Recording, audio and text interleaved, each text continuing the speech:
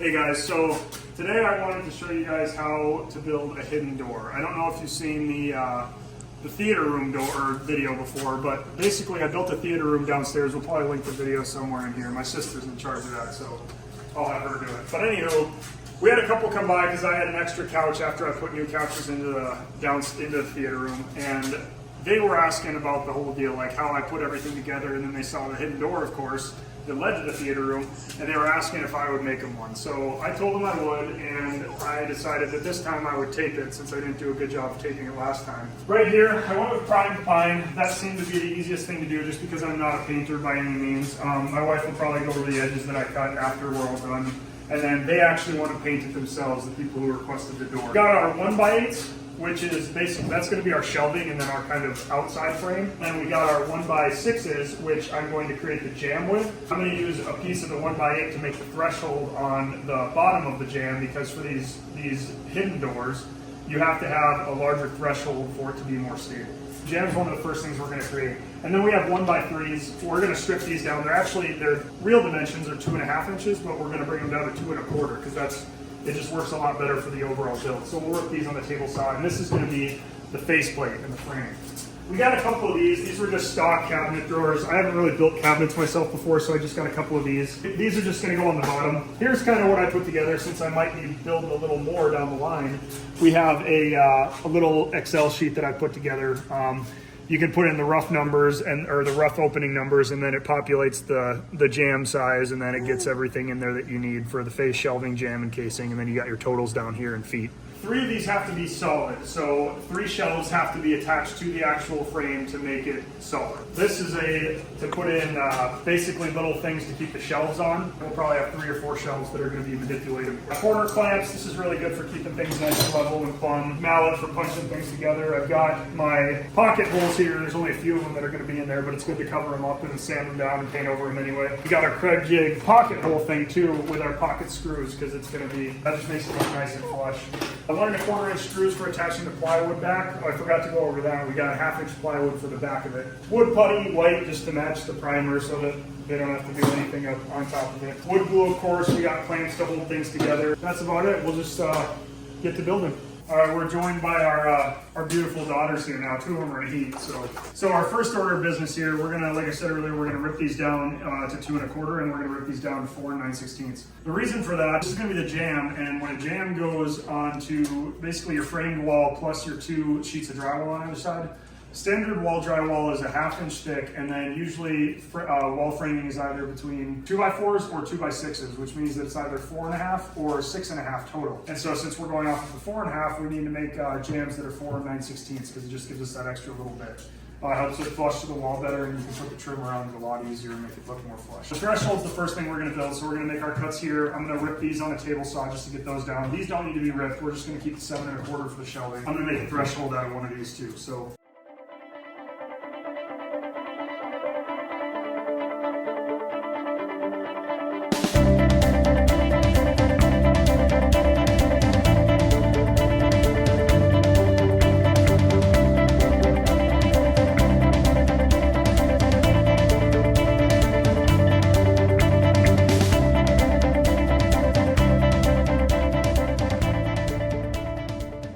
Now we're going to use the Kreg jig to get the rest of the jamb going. So this is the threshold, so we're going to punch a couple holes into here.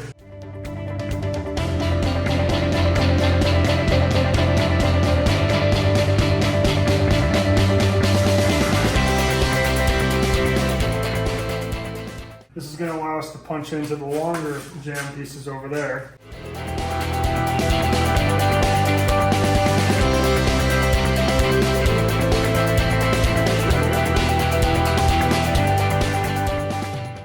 All we need to do is screw these in and rip them together, and we've got a full jamb. So here's the jamb that I was talking about. We just got this all finished up. This has to be custom because it has to be basically one big piece. So these are pocket screwed in. This is the threshold that I was talking about. So this has to be at least 7 inches just because we're going to get a Murphy door hinge. We got the brand name one just because I believe that it's the best. So that's going to sit down here and provide structural integrity for all the weight or the load bearing from the door. And then there's going to be the one on top of there that will link to both of them. Here's kind of where we're at right now. You can see the jamb, and then right inside I've got the face plate that's that'll be the front of the shelf itself. And then these aren't glued or set at all yet. This is kind of what it's going to look like for the back portion. So think of this going right on top of that. This base plate will be level. Well, it's backward now, but on the other side, it would be flat with this. So when you put the casing on, that's what makes it look like part of the wall. We got to take a little break and wait for some stuff, grab some more stuff tomorrow, and then we'll be good to go.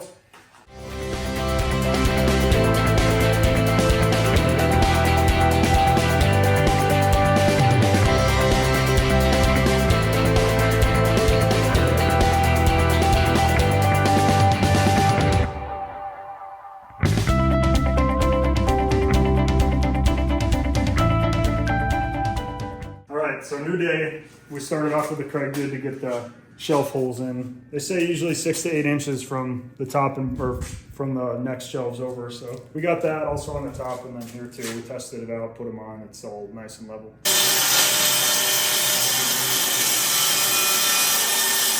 We got the plywood back on. All I did was wood glue the outside of it and then just put the bottom on and just threw some 6 gauge 1 1/4 inch screws in here every 8 inches. Now we're going to put the faceplate on, and that's just going to get nailed in, but we still got to put wood glue on for it.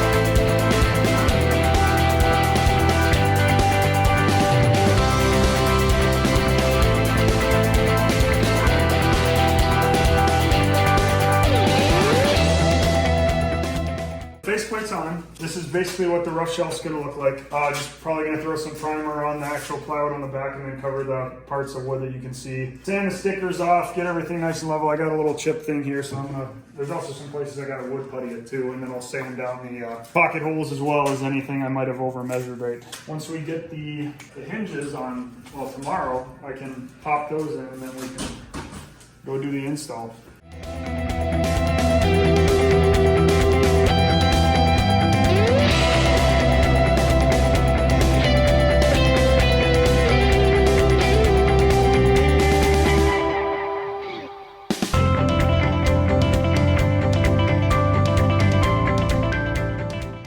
Happened since the last time that I got a video. We got the cabinet doors on and the whole thing's painted. So I think last time I showed y'all that I put the shelf jigs in. I got some holes down here and some holes down here. I still got to cut the shelving, but I got a couple over there. And then I just used a 1 3/8 Forstner bit to get a 3/4 inch overlay hinges on here.